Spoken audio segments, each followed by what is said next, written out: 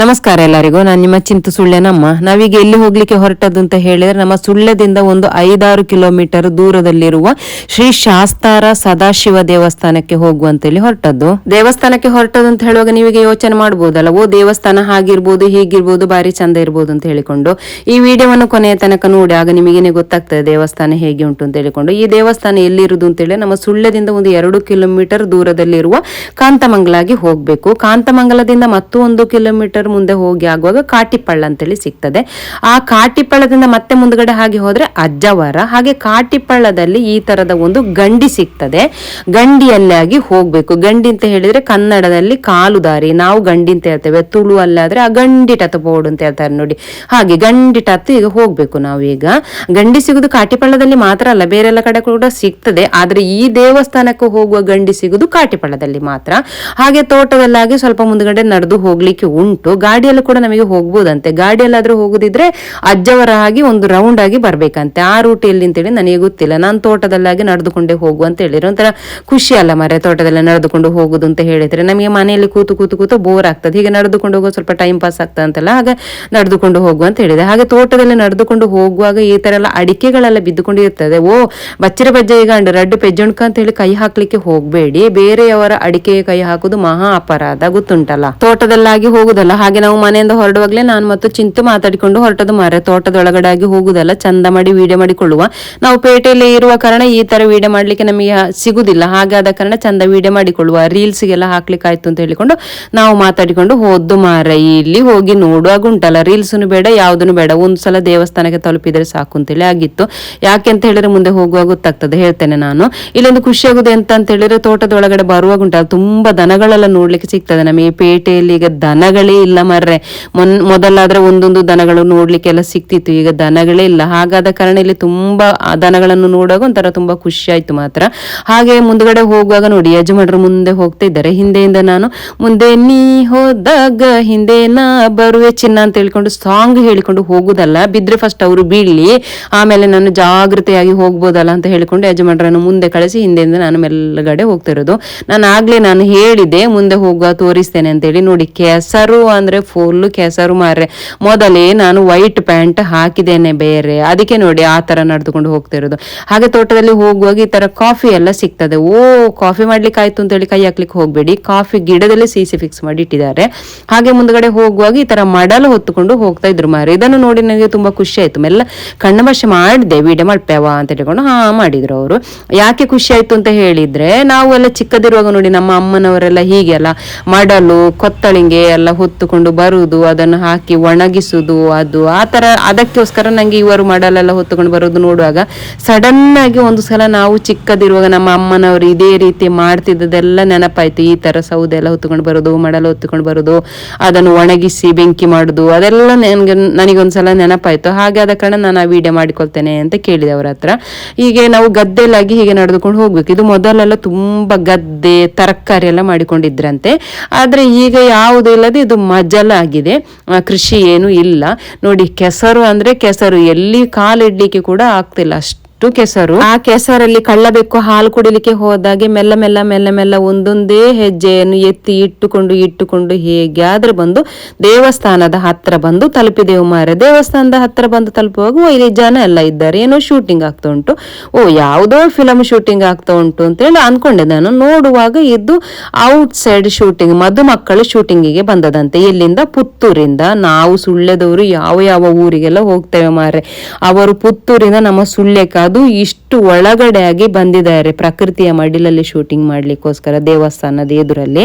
ಹಾಗೆ ಅವರ ಹತ್ರ ಎಲ್ಲ ಮಾತಾಡಿ ನಿಂತು ಒಂದು ಸಲ ದೇವಸ್ಥಾನವನ್ನು ನೋಡುವಾಗ ಒಂಥರ ಬೇಜಾರಾಗಿ ಹೋಯ್ತು ಮಾರೆ ನಂಗೆ. ನಾನು ಮೊದಲು ಕೂಡ ಬಂದಿದ್ದೇನೆ, ಆದ್ರೂ ಒಂಥರ ನಮ್ಮ ದೇವಸ್ಥಾನವನ್ನು ಈ ತರ ನೋಡುವಾಗ ಒಂಥರ ತುಂಬಾ ಬೇಜಾರಾಗ್ತದೆ. ಈಗ ನಾನು ಒಳಗಡೆ ಕೂಡ ಹೋಗಿ ಕ್ಲಿಯರ್ ಆಗಿ ತೋರಿಸ್ತೇನೆ, ನಿಮಗೆ ಕೂಡ ನೋಡುವಾಗ ಒಂದು ಕ್ಷಣ ಬೇಜಾರು ಆಗ್ಬೋದು ಯಾವ ಪರಿಸ್ಥಿತಿಗೆ ಬಂದಿದೆ ನಮ್ಮ ದೇವಸ್ಥಾನ ಅಂತ ಹೇಳಿಕೊಂಡು. ಹೋಗುವಾಗಲೇ ಬೋರ್ಡ್ ಹಾಕಿಕೊಂಡುಂಟು, ಚಪ್ಪಲು ಕಳಚಿಟ್ಟು ಬನ್ನಿ ಅಂತ ಹೇಳಿಕೊಂಡು. ನಾನು ಈ ದೇವಸ್ಥಾನದ ವಿಡಿಯೋವನ್ನು ಮಾಡಿ ಸಾಧಾರಣ 1 ತಿಂಗಳು ಕಳೆಯಿತು. ಇಷ್ಟು ದಿವಸ ಆದ್ರೂ ಕೂಡ ನನಗೆ ಈ ವಿಡಿಯೋಕ್ಕೆ ಯಾವ ರೀತಿ ವಾಯ್ಸ್ ಕೊಡಬೇಕು, ಯಾವ ರೀತಿ ವಿವರಣೆ ಕೊಡಬೇಕು ಅಂತೇಳಿ ನನಗೆ ಗೊತ್ತಾಗ್ಲಿಲ್ಲ. ಯಾಕೆ ಅಂತ ಹೇಳಿದ್ರೆ ನನ್ನ ಎಲ್ಲಾ ವಿಡಿಯೋದಲ್ಲಿ ಹೇಗಿರುತ್ತೆ ಅಂತೇಳಿ ಏನಾದ್ರೂ ಒಂದು ಪಂಚಿಂಗ್ ಡೈಲಾಗ್ ಕಾಮಿಡಿ ಮಾಡಿಕೊಂಡು ಜನರನ್ನು ನಗಿಸುವ ತರ ಆ ತರ ವಿಡಿಯೋವನ್ನು ಮಾಡ್ತೇನೆ ನಾನು. ಆದ್ರೆ ಇದು ದೇವಸ್ಥಾನದ ವಿಡಿಯೋ ಆದ ಕಾರಣ ನಾವು ಒಟ್ಟು ಅಷ್ಟು ಬೇರೆ ವಿಡಿಯೋ ಮಾಡಿದಾಗೆ ಮಾಡ್ಲಿಕ್ಕೆ ಆಗುದಿಲ್ಲ. ನಮಗೆ ದೇವಸ್ಥಾನದ ಬಗ್ಗೆ ವಿವರಣೆ ಕೊಡ್ಬೇಕು ಅಂತ ಹೇಳಿದ್ರೆ ಸ್ವಲ್ಪ ಆದ್ರೂ ನಮಗೆ ಅದರ ಬಗ್ಗೆ ಗೊತ್ತಿರ್ಬೇಕು. ಹಾಗಾದ ಕಾರಣ ಒಟ್ಟು ವಿಡಿಯೋ ಮಾಡಿ ಹಾಕುದು ಸರಿಯಲ್ಲ ಅಂತ ಹೇಳಿಕೊಂಡು ನಾನು 2-3 ಸಲ ಎಡಿಟ್ ಮಾಡಿ ಹಾಗೆ ಯೋಚನೆಯಲ್ಲೇ ಹಾಗೆ ಬಿಟ್ಟೆ. ಆದ್ರೂ ಇವತ್ತೊಂದು ಸ್ವಲ್ಪ ಧೈರ್ಯ ಮಾಡಿ ಪರವಾಗಿಲ್ಲ, ಜನರಿಗೆ ದೇವಸ್ಥಾನ ಹೇಗೆ ಉಂಟು ಅಂತೇಳಿ ಗೊತ್ತಾದ್ರೆ ಸಾಕಲ್ವಾ ಅಂತ ಹೇಳ್ಕೊಂಡು ಧೈರ್ಯ ಮಾಡಿ ಇವತ್ತು ವಾಯ್ಸ್ ಕೊಡ್ಲಿಕ್ಕೆ ಕೂತಿದ್ದೇನೆ. ನನ್ನ ಮಾತಿಂದ ಏನಾದ್ರೂ ತಪ್ಪಿದ್ರೆ ಕ್ಷಮೆ ಇರ್ಲಿ. ನೋಡಿ, ನಾವು ಬರುವಾಗ್ಲೇ ದೇವಸ್ಥಾನದ ಎಂತ ನಮಸ್ಕಾರ ಮಂಟಪದಲ್ಲಿ ನಾಯಿ ಕೂತ್ಕೊಂಡುಂಟು. ನಾಯಿ ಅಂತ ಹೇಳಿದ್ರೆ ನಾರಾಯಣ ದೇವರೇ ಅಲ್ವಾ, ಇದು ನಮಸ್ಕಾರ ಮಂಟಪ ಅಂತೆ. ಆದರೆ ಈಗ ನಾಯಿ ಮತ್ತು ದನಗಳ ಶೆಡ್ ಆಗಿ ಹೋಗಿದೆ. ನಾವು ಏನೇ ಒಳ್ಳೆ ಕೆಲಸ ಮಾಡ್ಲಿಕ್ಕೆ ಮೊದಲು ಪ್ರಥಮವಾಗಿ ಸ್ಮರಿಸುವುದೇ ಶ್ರೀ ವಿಘ್ನ ವಿನಾಶಕ ಗಣಪತಿ ದೇವರನ್ನು. ಇದು ಗಣಪತಿ ದೇವರ ಗುಡಿ. ಇಲ್ಲೊಂದು ವಿಶೇಷ ಏನು ಅಂತ ಹೇಳಿದ್ರೆ, ಈ ದೇವಸ್ಥಾನಕ್ಕೆ ಸಾಧಾರಣ 300-400 ವರ್ಷ ಹಳೆಯ ಇತಿಹಾಸ ಉಂಟಂತೆ. ಆದರೆ ಈ ದೇವಸ್ಥಾನ ಪಾಳು ಬಿದ್ದೇ ಇವತ್ತಿಗೊಂದು 30-40 ವರ್ಷಕ್ಕಿಂತಲೂ ಮೇಲಾಯ್ತಂತೆ. ಆದರೆ ಈ ದೇವಸ್ಥಾನದಲ್ಲಿ ಇಂದಿಗೆ ಕೂಡ ಪೂಜೆಗಳು ನಡೀತಾ ಉಂಟು. ಬೆಳಿಗ್ಗೆ ಮತ್ತು ಸಂಜೆ ಪೂಜೆ ನಡೀತಾ ಉಂಟಾ ಅಥವಾ ಬೆಳಿಗ್ಗೆ ಮಾತ್ರ ನಡೀತಾ ಉಂಟಾ ಏನು ಅಂತ ನನಗೆ ಗೊತ್ತಿಲ್ಲ. ಆದರೆ ಇಂದಿಗೆ ಕೂಡ ಪೂಜೆಗಳು ನಡೀತಾ ಉಂಟು. ಮತ್ತೆ ಇದು ಶಿವನ ದೇವಸ್ಥಾನ ಆದ ಕಾರಣ ವರ್ಷಂ ಪ್ರತಿ ಶಿವರಾತ್ರಿಯ ಹೊತ್ತು ಕೂಡ ಸ್ವಲ್ಪ ಸ್ಥಳೀಯರೆಲ್ಲ ಸೇರಿ ಪೂಜೆಗಳು ನಡೀತಾ ಉಂಟಂತೆ. ಇದು ನಾನು ಸ್ಥಳೀಯರಿಂದ ತಿಳ್ಕೊಂಡದ್ದಷ್ಟೇ. ಈ ದೇವಸ್ಥಾನದ ಪರಿಸ್ಥಿತಿ ಯಾಕೆ ಹೀಗೆ ಆಗಿದೆ ಅಂತ ಹೇಳಿದ್ರೆ, ಈ ದೇವಸ್ಥಾನ ಗವರ್ಮೆಂಟ್ ಜಾಗದಲ್ಲಿ ಇಲ್ಲ, ಒಂದು ಸಮುದಾಯಕ್ಕೆ ಸೇರಿದ ಪ್ರೈವೇಟ್ ಜಾಗದಲ್ಲಿ ಇರುವ ಕಾರಣ ಮೊದಲೆಲ್ಲ ಭಯ ಭಕ್ತಿ ಸ್ವಲ್ಪ ಜಾಸ್ತಿ ಇತ್ತು. ಹಾಗಾಗಿ ಅವರು ಇಂಟ್ರೆಸ್ಟ್ ತಗೊಂಡು ಪೂಜೆ ಪುರಸ್ಕಾರಗಳನ್ನು ಮುಂದುವರಿಸಿಕೊಂಡು ಹೋಗಿದ್ದಿರ್ಬೋದು. ಆದರೆ ಈಗ ಸ್ವಲ್ಪ ಶ್ರದ್ಧಾ ಭಕ್ತಿ ಸ್ವಲ್ಪ ಕಡಿಮೆ ಆಗ್ತಾ ಬಂದಾಗೆ ಅದನ್ನು ಇಂಟ್ರೆಸ್ಟ್ ತೆಕ್ಕೊಂಡು ಜೀರ್ಣೋದ್ಧಾರ ಮಾಡಿ ಮುಂದುವರಿಸಿಕೊಂಡು ಹೋಗುವವರು ಇಲ್ಲದ ಕಾರಣ ದೇವಸ್ಥಾನದ ಪರಿಸ್ಥಿತಿ ಈ ಹಂತಕ್ಕೆ ತಲುಪಿರ್ಬೋದು ಅಂತ ಹೇಳುವಂಥದ್ದು ನಮ್ಮ ಒಂದು ಅನಿಸಿಕೆ ಅಷ್ಟೇ. ಆದರೆ ಕರೆಕ್ಟ್ ಆಗಿ ಅದರ ಬಗ್ಗೆ ವಿಷಯ ಗೊತ್ತಿಲ್ಲದೆ ನಾವು ವಿವರಣೆ ಕೊಡೋದು ಕೂಡ ತಪ್ಪಾಗ್ತದೆ. ಹಾಗಾದ ಕಾರಣ 1 ತಿಂಗಳಾದ್ರೂ ಕೂಡ ಈ ವಿಡಿಯೋವನ್ನು ಅಪ್ಲೋಡ್ ಮಾಡ್ಲಿಕ್ಕೆ ನಾನು ಡಿಲೇ ಮಾಡಿದೆ. ಯಾಕೆಂತ ಹೇಳಿದ್ರೆ, ನಾವು ಒಂದು ವಿಡಿಯೋವನ್ನು ಅಪ್ಲೋಡ್ ಮಾಡಬೇಕು ಅಂತ ಹೇಳಿದ್ರೆ, ಅದು ದೇವಸ್ಥಾನದ ವಿಡಿಯೋವನ್ನು ಅಪ್ಲೋಡ್ ಮಾಡಬೇಕು ಅಂತ ಹೇಳಿದ್ರೆ ಅದರ ಬಗ್ಗೆ ನಮಗೆ ಕರೆಕ್ಟ್ ಆಗಿ ಮಾಹಿತಿ ಗೊತ್ತಿರಬೇಕು. ಆದ್ರೂ ಒಂದು ಸ್ವಲ್ಪ ಬೇಜಾರಾಗುದೇನು ಅಂತ ಹೇಳಿದ್ರೆ, ಒಂದು ಟೈಮಲ್ಲಿ ಅಂದ್ರೆ ಮೊದಲು ಈ ದೇವಸ್ಥಾನ ಹೇಗಿದ್ದಿರ್ಬೋದು, ಎಷ್ಟು ಜನರು ಬಂದುಕೊಂಡು ಅವರ ಹರಕೆ ಕಟ್ಟಿ ಅವರ ಕನಸನ್ನು ಈಡೇರಿಸಿಕೊಂಡು ಹೋಗಿರ್ಬೋದು ಅಂತ ಹೇಳುವಂತ ಯೋಚನೆ ಮಾಡೋ ಒಂಥರ ಬೇಜಾರಾಗ್ತದೆ. ಆದ್ರೂ ಇವತ್ತು ಕೂಡ ನಮ್ಮ ಆಸೆ ಅದೇ, ಆದಷ್ಟು ಬೇಗ ಈ ದೇವಸ್ಥಾನ ಜೀರ್ಣೋದ್ಧಾರ ಆಗಿ ಮೊದಲಿನ ಹಾಗೆ ನಾವೆಲ್ಲರೂ ಖುಷಿಯಲ್ಲಿ ಈ ದೇವಸ್ಥಾನಕ್ಕೆ ಹೋಗುವಾಗೆ ಆಗ್ಲಿ ಅಂತ ಹೇಳುವಂಥದ್ದು ಎಲ್ಲರ ಆಸೆ ಕೂಡ. ನಾವು ದೇವಸ್ಥಾನದ ವಿಡಿಯೋ ಎಲ್ಲ ಮಾಡಿಕೊಂಡು ಹಾಗೆ ಸೈಡ್ ಬಂದು ನೋಡುವಾಗ ಅಲ್ಲಿದ್ದ ನಾಯಿಯನ್ನು ನಮ್ಮ ಯಜಮಾನರು ಕವರ್ ಮಾಡಿಕೊಂಡು ಬುಟ್ಟಿಗೆ ಹಾಕಿಕೊಂಡು ಅದನ್ನು ಸೇಲೆ ಮಾಡಿಕೊಂಡು ಕೂತಿದ್ದಾರೆ ಮಾರ್ರೆ. ಇನ್ನು ಅಪ್ಪನೇ ಅಷ್ಟು ಸೇಲೆ ಮಾಡಿಕೊಂಡು ಕೂತ್ಕೊಳ್ಳುವಾಗ ಇನ್ನು ಮಗ ಬಿಡ್ತಾನ. ಮಗ ಮೊದಲೇ ನಾಯಿ ಪ್ರೇಮಿ. ಈ ನಾಯಿ ಅಂತೂ ಹುಡುಗಿಯರಕ್ಕಿಂತಲೂ 3 ಪಟ್ಟು ಸೇಲೆ ಮಾಡ್ತಾ ಉಂಟು. ಇದನ್ನು ನೋಡುವಾಗ ನಂಗೆ ನನ್ನ ಮನೆಯಲ್ಲಿದ್ದ ನನ್ನ ಬಂಗಾರಿ ನನ್ನ ಮಗಳನ್ನೇ ನೆನಪಾಯ್ತು ಮಾರ್ರೆ. ಈ ಪ್ರಾಣಿಗಳು ಹೇಗೆ ಅಂತ ಹೇಳಿದ್ರೆ, ಪ್ರಾಣಿಗಳು ನಾವು ಯಾವ ರೀತಿ ಯೋಚನೆ ಮಾಡ್ತೇವೋ ಅದೇ ರೀತಿ ಪ್ರಾಣಿಗಳು ಕೂಡ ಯೋಚನೆ ಮಾಡ್ತದೆ. ನೋಡಿ, ನಾವು ಫಸ್ಟ್ ಬರುವಾಗ ನಮ್ಮನ್ನು ನೋಡಿದ ಕೂಡಲೇ ಅದು ಹೆದರಿ ಓಡಿತ್ತು. ಯಾಕೆಂತೇಳಿ ನಾವು ಹೊಡಿತೇವೇನೋ ಅಂತ ಹೇಳಿಕೊಂಡು.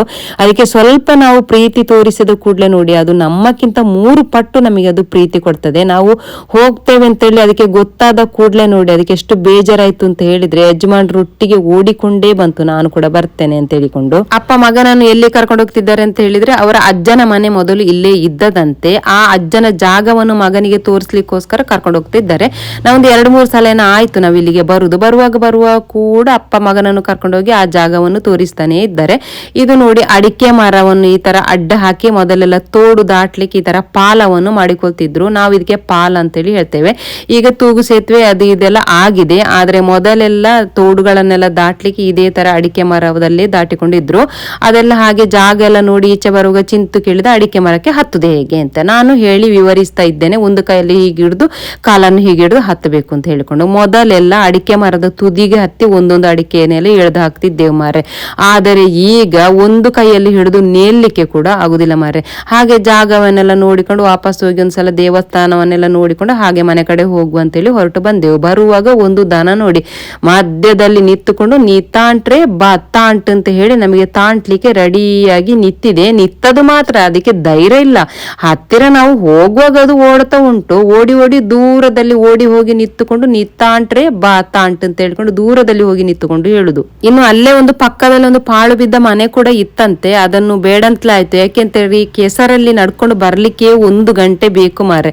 ಇನ್ನು ವಾಪಸ್ ಅಲ್ಲಿ ಹೋಗಿ ಆ ಪಾಳು ಬಿದ್ದ ಮನೆಯನ್ನೆಲ್ಲ ನೋಡಿ ಬರುವಾಗ ಸಂಜೆ ಆಗ್ಬೋದು ಅಂತ ಹೇಳಿಕೊಂಡು ಬೇಡ ಅಂತೇಳಿ ಕೆಸರಲ್ಲಿ ಹೇಗೆ ಆದ್ರೂ ಉರುಳಿಕೊಂಡು ಬಂದು ಅಲ್ಲಿಂದು ತೋಡಲ್ಲಿ ಚಂದ ಕೈ ಕಾಲು ಮುಖ ಎಲ್ಲ ತೊಳೆದುಕೊಂಡು ಹೇಗೆ ಆದ್ರೂ ಹತ್ತಿ ರೋಡಿಗೆ ಬಂದೆವು. ಹಾಗೆ ಕೈಕಾಲು ಮುಖ ಎಲ್ಲ ತೊಳೆದುಕೊಂಡು ಸೀದಾ ಬಂದದೆಲ್ಲಿಗೆ ಅಂತ ಹೇಳಿದ್ರೆ ಆರೋಗ್ಯಕರವಾದಂತ ಒಂದು ಕಬ್ಬಿನ ಜ್ಯೂಸನ್ನು ಕುಡಿದುಕೊಳ್ಳುವ ಅಂತ ಹೇಳಿಕೊಂಡು ನಮ್ಮ ಸುಳ್ಯದ ವಿವೇಕಾನಂದ ಸರ್ಕಲ್ ಹತ್ರ ಇರುವ ಕಬ್ಬಿನ ಜ್ಯೂಸಿನ ಅಂಗಡಿಗೆ ಅವರು ಜ್ಯೂಸ್ ಮಾಡಿ ತಂದು ನನ್ನ ಕೈಯಲ್ಲಿ ಕೊಟ್ಟ ಕೂಡಲೇ ಒಂದು ಜೇನುನೊಣ ಬಂದು ನನ್ನ ಜ್ಯೂಸಲ್ಲಿ ಕೂತ್ಕೊಂಡು ಕೇಳಿತ್ತು, ನೀನು ಕುಡಿತೀಯಾ ಅಥವಾ ನಾನು ಕುಡಿಲ್ಲ, ನೀನು ಕುಡಿತೀಯಾ ಅಥವಾ ನಾನು ಕುಡಿಲ್ಲ ಅಂತ ಕೇಳಿತ್ತು. ನಾನು ಹೇಳಿದೆ ಈಗಲೇ ಅಲ್ಲಿ ಅವರ ಅಂಗಡಿ ಮುಚ್ಚಲಿಕ್ಕೆ ಒರೆಸ್ತಾ ಇದ್ದರೆ ನಾನೇ ಕುಡಿತೇನೆ ಅಂತ ಹೇಳಿಕೊಂಡು ಹಾಗೆ ನಾನೇ ಜ್ಯೂಸು ಕುಡಿದುಕೊಂಡು ಆಚೆ ತಿರುಗಿ ನೋಡ್ತೇನೆ, ಅಲ್ಲಿ 100 ರೂಪಾಯಿಗೆ 2.5 kg ಬಾಳೆಹಣ್ಣು ಅಂತ ಹೇಳಿಕೊಂಡು ಬೋರ್ಡ್ ಹಾಕಿಕೊಂಡು ಕಂಡಿತ್ತು. ಹಾಗೆ ಇನ್ನು ಬಿಡುದು ಯಾಕೆ ಅಂತ ಹೇಳಿಕೊಂಡು ಹೇಗೂ ಮಧ್ಯಾಹ್ನ ಆಗಿತ್ತು, ಹಸಿವು ಕೂಡ ಆಗ್ಲಿಕ್ಕೆ ಸ್ಟಾರ್ಟ್ ಆಗಿತ್ತು, ಊಟ ಎಲ್ಲ ಮಾಡುವಷ್ಟು ಇನ್ನು ಟೈಮ್ ಇಲ್ಲ, ಬಾಳೆಹಣ್ಣಾದ್ರೂ ತಿನ್ನುವ ಅಂತ ಹೇಳಿಕೊಂಡು ಹೋಗಿ 100 ರೂಪಾಯಿ ಕೊಟ್ಟು 2.5 kg ಬಾಳೆಹಣ್ಣು ತೆಕ್ಕೊಂಡು ಮನೆ ಕಡೆ ಬಂದೆವು. ಇದಿಷ್ಟು ಇವತ್ತಿನ ವಿಡಿಯೋ. ಈ ವಿಡಿಯೋ ನಿಮಗೆ ಇಷ್ಟವಾಗಿರ್ಬೋದು ಅಂತ ಅಂದುಕೊಂಡಿದ್ದೇನೆ. ಇಷ್ಟವಾದ್ರೆ ಲೈಕ್ ಮಾಡಿ, ಶೇರ್ ಮಾಡಿ, ಮತ್ತೆ ಸಪೋರ್ಟ್ ಕೂಡ ಮಾಡಿ. ಫೇಸ್ಬುಕ್ ಅಲ್ಲಿ ನೋಡುವವರು ಚಿಂತು ಸುಳ್ಯ ಯೂಟ್ಯೂಬ್ ಚಾನೆಲ್ ಉಂಟು, ಅದನ್ನು ಸಬ್ಸ್ಕ್ರೈಬ್ ಮಾಡಿ. ಯೂಟ್ಯೂಬ್ ಅಲ್ಲಿ ನೋಡುವವರು ಫೇಸ್ಬುಕ್ ಪೇಜ್ ಉಂಟು, ಅದನ್ನು ಫಾಲೋ ಮಾಡಿ ಅಂತ ಹೇಳ್ತಾ ಇನ್ನು ಮುಂದಿನ ವಿಡಿಯೋದಲ್ಲಿ ಸಿಗುವ. ಅಲ್ಲಿಯ ತನಕ ಬಾಯ್.